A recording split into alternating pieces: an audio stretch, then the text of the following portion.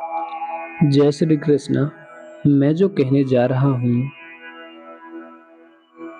भागवत गीता में लिखे श्लोकों का हिंदी वर्णन है और यह भगवत गीता का प्रथम अध्याय है, अर्जुन विषाद योग। इसमें जो संजय हैं उन्हें दिव्य दृष्टि प्राप्त है क्योंकि वे महर्षि वेदव्यास जी के शिष्य हैं। कुरुक्षेत्र के युद्ध स्थल में सैन्य निरीक्षण। धर्म क्षेत्रे कुरुक्षेत्रे संवेतायुजुत्सवः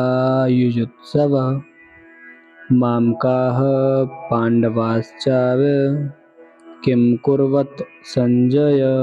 धृतराष्ट्र ने कहा, हे संजय, धर्मभूमि कुरुक्षेत्र में युद्ध की इच्छा से एकत्र हुए मेरे तथा पांडु के पुत्रों ने क्या किया। संजय ने कहा, हे राजन, पांडु पुत्रों द्वारा सेना की व्यूहर रचना देखकर राजा दुर्योधन अपने गुरु के पास गया और उसने ये शब्द कहे, हे आचार्य, पांडु पुत्रों की विशाल सेना को देखें जिसे आपके बुद्धिमान शिष्य के पुत्र द्रुपद ने इतने कौशल से व्यवस्थित किया है।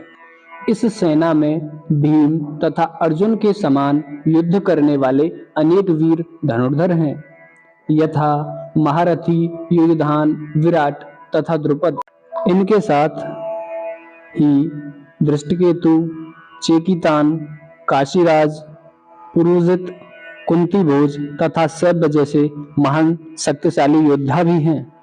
पराक्रमी युधामन्यु, अत्यंत शक्तिशाली उत्तमौजा, सुभद्रा के पुत्र तथा द्रौपदी के पुत्र, ये सभी महारथी भी हैं।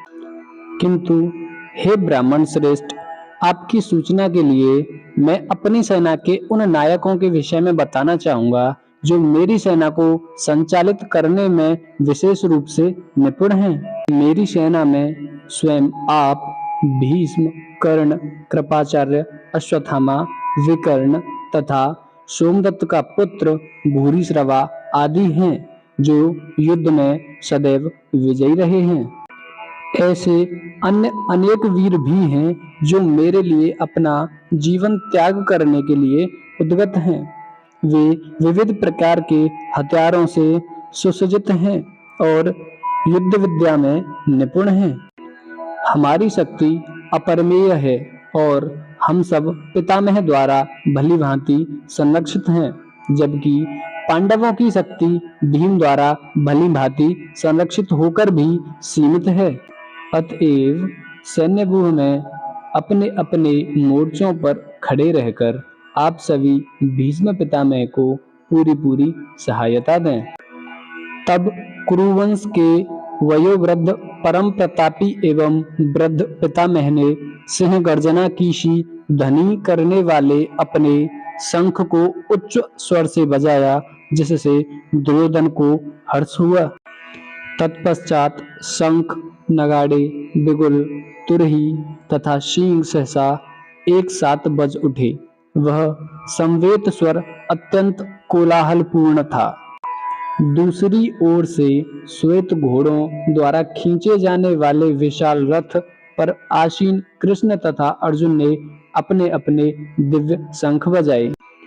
भगवान कृष्ण ने अपना पांडजन्य शंख बजाया, अर्जुन ने देवदत्त शंख तथा अतभोजी एवं अतमानवीय कार्य करने वाले भीम ने पौंड नामक भयंकर शंख बजाया। हे राजन, कुंती पुत्र राजा युधिष्ठिर ने अपना अनंत विजय नामक शंख बजाया तथा नकुल और सहदेव ने सुगोध एवं मणिपुष्पक शंख बजाई।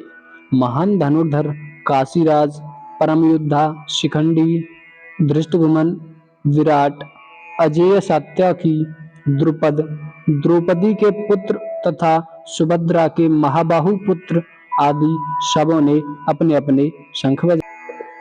इन विभिन्न शंखों की ध्वनि कोलाहलपूर्ण बन गई, जो आकाश तथा पृथ्वी को शब्दयमान करती हुई धृतराष्ट्र के पुत्रों के हृदयों को विदीर्ण करने लगी। उस समय हनुमान से अंकित ध्वजा लगे रथ पर आसीन पांडुपुत्र अर्जुन अपना धनुष उठाकर तीर चलाने के लिए उद्गत हुआ। हे राजन, धृतराष्ट्र के पुत्रों को व्यूह में खड़ा देखकर अर्जुन ने श्री कृष्ण से ये वचन कहे। अर्जुन ने कहा, हे अच्युत, कृपया करके मेरा रथ दोनों सेनाओं के बीच ले चलें, जिससे मैं यहाँ उपस्थित युद्ध की अभिलाषा रखने वालों को और शस्त्रों की इस महान परीक्षा में जिनसे मुझे संघर्ष करना है उन्हें देख सकूं। मुझे उन लोगों को देखने दीजिए जो यहाँ पर धृतराष्ट्र के दुर्बुद्धि पुत्र यानी दुर्योधन को प्रसन्न करने की इच्छा से लड़ने के लिए आए हैं।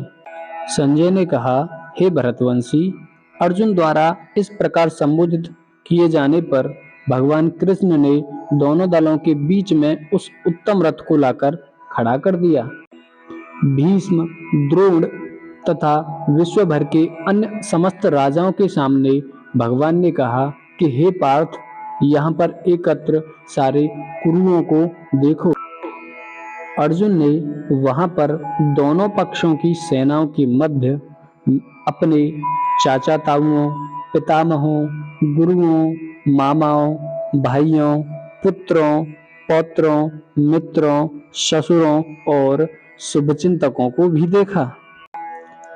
जब कुंती पुत्र अर्जुन अपने मित्रों तथा संबंधियों की इन विभिन्न श्रेणियों को देखा तो वह करुणा से अभिभूत हो गया और इस प्रकार बोला।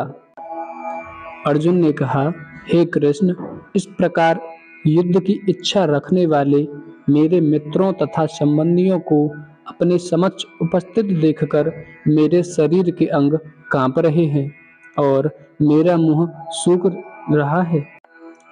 मेरा सारा शरीर कांप रहा है, मेरे रोंगटे खड़े हो रहे हैं, मेरा धनुष मेरे हाथ से सरक रहा है और मेरी त्वचा जल रही है।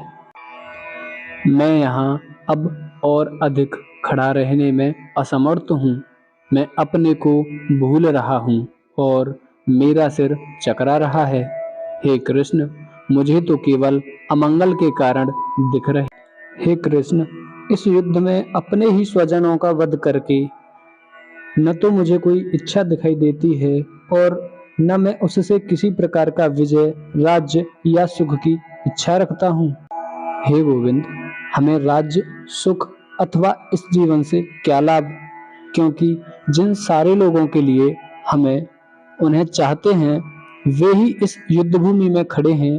हे मधुसूदन, जब गुरुजन, पितृगण, पुत्रगण, पितामह, मामा, ससुर, पौत्रगण, साले अथवा अन्य सारे संबंधी अपना अपना धन एवं प्राण देने के लिए तत्पर हैं और मेरे समक्ष खड़े हैं, तो फिर मैं इन सबको क्यों मारना चाहूंगा, भले ही वे मुझे क्यों ना मार डालें।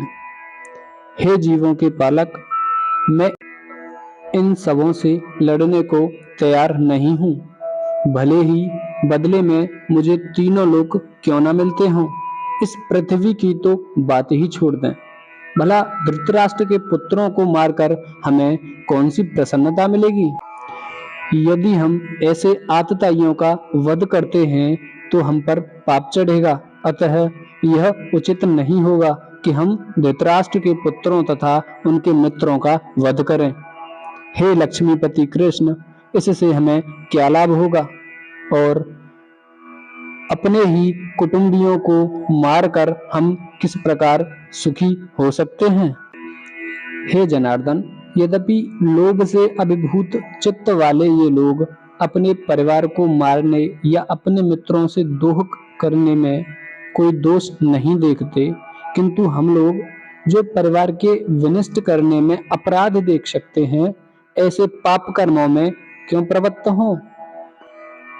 कुल का नाश होने पर सनातन कुल परंपरा नष्ट हो जाती है और इस तरह शेष कुल भी अधर्म में प्रवृत्त हो जाता है। हे कृष्ण, जब कुल में अधर्म प्रमुख हो जाता है तो कुल की स्त्रियां दूषित हो जाती हैं और स्त्रीत्व के पतन से ही वृषणवंशी अवांछित संतानें उत्पन्न होती हैं। अवांछित संतानों की वृद्धि से निश्चय ही परिवार के लिए तथा पारिवारिक परंपराओं की विनष्ट करने वालों के लिए नारकीय जीवन उत्पन्न होता है। ऐसे पतित कुलों के पुरखे यानी पितृलोग गिर जाते हैं, क्योंकि उन्हें जल तथा पिंडदान देने की क्रियाएं समाप्त हो जाती हैं। जो लोग कुल परंपरा को विनष्ट करते हैं और इस तरह अवांछित संतानों को जन्म देते हैं, उनके दुष्कर्मों से समस्त प्रकार की सामुदायिक योजनाएं तथा पारिवारिक कल्याण कार्य विनष्ट हो जाते हैं। हे प्रजापालक कृष्ण, मैंने गुरु परंपरा से सुना है कि जो लोग कुल धर्म का विनाश करते हैं वे सदैव नरक में वास करते हैं। ओह, कितने आश्चर्य की बात है कि हम सब जघन्य पापकर्म करने के लिए उद्यत हो रहे हैं। राज्य सुख भोगने की इच्छा से प्रेरित होकर हम अपने ही संबंधियों को मारने पर तुले हैं। यदि शस्त्रधारी धृतराष्ट्र के पुत्र मुझे निहत्थे तथा रणभूमि में प्रतिरोध न करने वाले को मारें तो यह मेरे लिए श्रेयस्कर होगा। संजय ने कहा, युद्धभूमि में इस प्रकार कहकर अर्जुन ने अपना धनुष तथा बाण एक ओर रख दिया और शोक संपन्न चित्त से रथ के सामने बैठ गया। तो दोस्तों, इसी के साथ पहला अध्याय होता है समाप्त। दूसरा अध्याय अगर आपको अच्छा लगा हो तो लाइक करें। दूसरा अध्याय सुनने के लिए हमारा चैनल सब्सक्राइब करें।